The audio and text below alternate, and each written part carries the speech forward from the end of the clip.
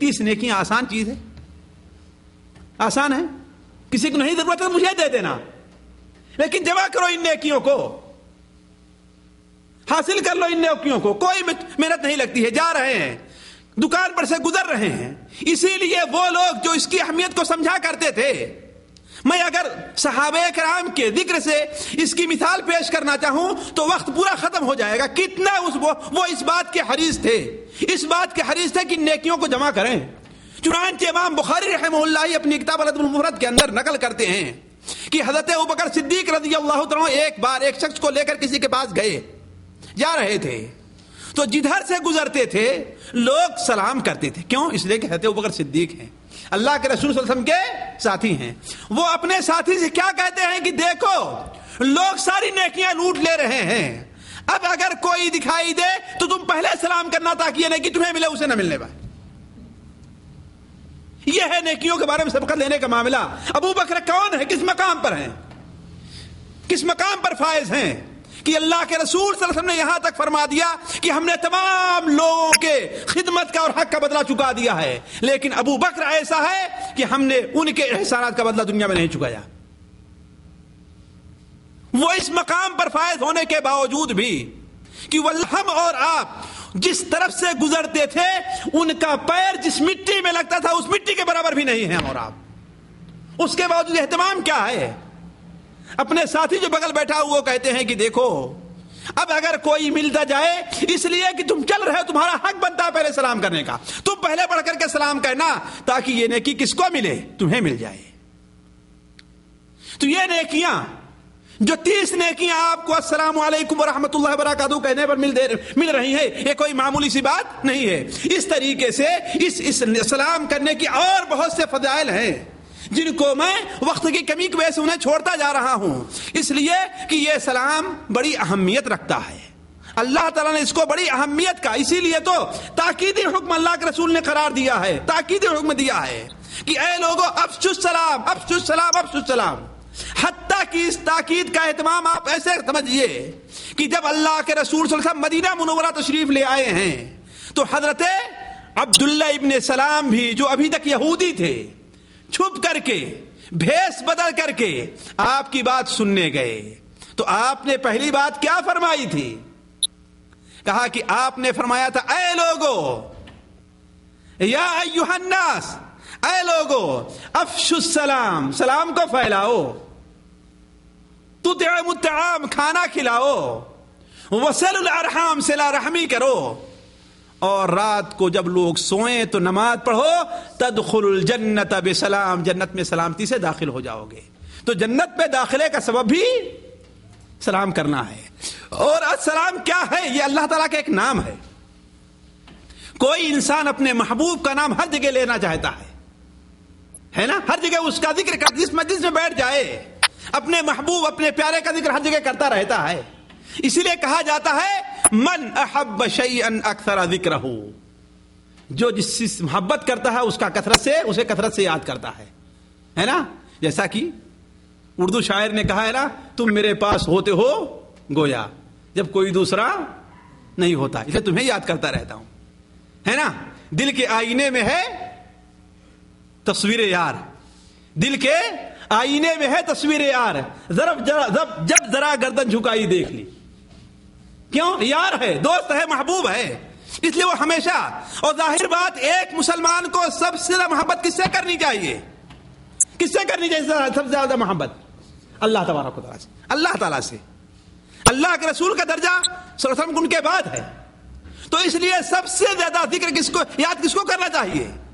اور السلام اللہ تبارک و تعالیٰ کا نام ہے نا.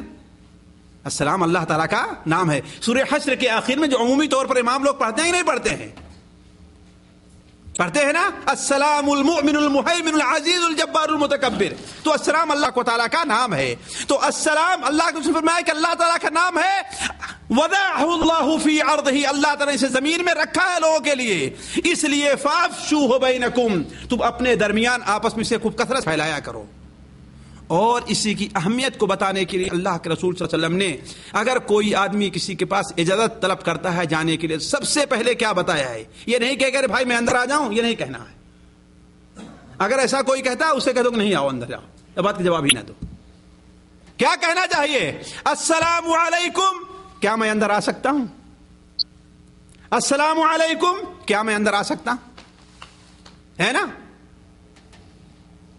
امام بخاری رحمہ اللہ نے اپنی کتاب الادب المفرد میں اور مسند احمد سنن ابو داؤد متعدد کتب حدیث کے اندر موجود ہے کہ اللہ کے رسول صلی اللہ علیہ وسلم، آپ صلی اللہ علیہ وسلم گھر میں بیٹھے ہوئے تھے، ایک شخص آئے اور کہا ادخل، کیا میں اندر آ جاؤں؟ آپ نے اپنی خادمہ فرمایا جاؤ اسے بتاؤ کہ اجازت کیسے لی جاتی ہے. پہلے کہے کہ السلام علیکم، پھر کہے ادخل، میں اندر آ سکتا ہوں. تو انہوں نے سن لیا، انہوں نے سن لیا کہ آپ کیا فرمائے ہیں. تو خادمہ کے آنے سے پہلے کہہ دیا کہ السلام علیکم ادخل. آپ نے فرمایا کہ ہاں آپ اندر آ جاؤ. آپ صلی اللہ علیہ وسلم نے اجازت طلبی کے لیے سب سے پہلے کیا رکھا ہے؟ السلام علیکم کا رکھا ہے، جبکہ عمومی طور پر لوگ اس چیز کو بھول گئے ہیں. پہلے دروازہ کھولے اندر داخل ہو گئے، ہے کہ نہیں؟ پھر سلام کرنا ہے تو سلام کر لیں گے، پھر سلام کرنا ہے تو سلام کر لیں گے. نہیں، پہلے کیا کہنا چاہیے؟ حتیٰ کہ آپ صلی اللہ علیہ وسلم نے ایک عام حکم دے دیا ہے کہ اگر کوئی آدمی تم سے اجازت طلب کرتا ہے، جیسا کہ طبرانی اوسط وغیرہ میں ہے اور علامہ البانی سے صحیحہ کے اندر نقل کیے ہیں، اگر کوئی آدمی اجازت طلب کرتا اور سلام نہیں کرتا تو اس کے سلام کا جواب نہ دو، اسے اجازت نہ دو اندر آنے کے لیے، ہے نا؟ اور ایک بات اور بھی آپ غور کر لیں کہ سب سے بڑا بخیل انسان کون ہے؟ سب سے بڑا بخیل انسان کون ہے؟ جو سلام بخالہ سے کام لیتا ہے. اور سب سے بڑا عاجز اور کاہل اور سست آدمی کون ہے؟ سب سے بڑا عاجز آدمی، کاہل، سست، جی نہیں، جو دعا نہیں کرنا جانتا اللہ تعالیٰ سے. کتنی محنت لگتی ہے دعا کرنے میں، کچھ لگتا ہے؟ اعجز الناس من عجز عن الدعاء وابخل الناس من بخل بالسلام. سب سے بڑا عاجز، کاہل اور سست آدمی وہ ہے جو دعا کے اندر عاجزی اور سستی سے کام لیتا ہے. دعا اللہ تعالیٰ کچھ نہیں، اللہ کا دروازہ ہر دم کھلا ہوا ہے. صبح ہے تو، شام ہے تو، دوپہر میں ہے تو، رات میں ہے تو، دن میں ہے تو، ہر وقت ہے. اور اللہ تعالیٰ کا اعلان ہے ادعونی استجب لکم، پکارا تو ہمیں دعا کو سنتا ہوں، میں قبول کر رہا ہوں. لیکن پھر بھی دعا انسان نہیں کرتا ہے، اور مانگتا بھی ہے تو زبان سے کچھ اور ادا ہو رہے ہیں اور دل کے اندر کچھ اور سوچ رہا ہے. تو سب سے بخیل انسان وہ ہے جو سلام کرنے بخالت سے کام لے، اور سب سے زیادہ عاجز اور کاہل اور سست اور گیا گزرا انسان وہ ہے جو دعا کے اندر سے عاجز آ جائے. اب چلیے سلام کے آداب سے متعلق چند باتیں آپ کے سامنے رکھتے ہیں. دیکھیے پہلی چیز یہ ہے کہ سلام کا حکم کیا ہے. دیکھیے سلام کی دو حیثیت ہے، ایک سلام کرنے کی اور دوسرے سلام کا جواب دینے کی. سلام کرنے کے جہاں تک تعلق ہے، عمومی طور پر علماء کا خیال یہ ہے کہ سلام کرنا سنت ہے اور سنت مؤکدہ ہے، سنت مؤکدہ ہے. اور بعض علماء یہ کہتے ہیں جیسے علامہ البانی رحمہ اللہ وغیرہ نے، سلام کرنا بھی واجب ہے. سلام کرنا بھی واجب اس لیے کہ اللہ تبارک و تعالی نے، اللہ کے رسول صلی اللہ علیہ وسلم نے سلام کے پھیلانے کا کثرت سے حکم دیا ہے.